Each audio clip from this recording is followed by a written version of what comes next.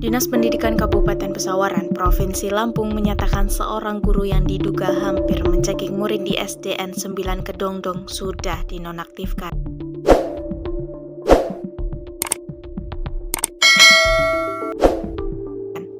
Guru berinisial H alias Harmini tercatat telah dinonaktifkan dari jabatannya sejak 1 Agustus 2025. Tak hanya merusak jabatannya, H juga harus menghadapi masalah hukum atas perbuatannya.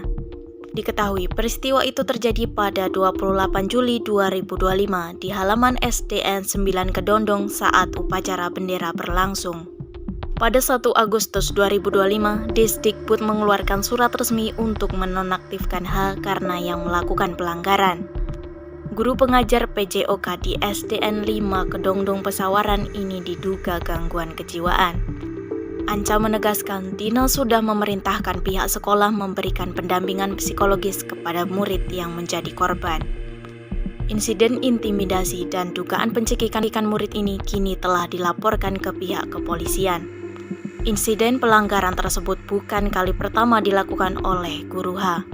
Sebelumnya sudah beberapa kali mendapat teguran karena pelanggaran disiplin.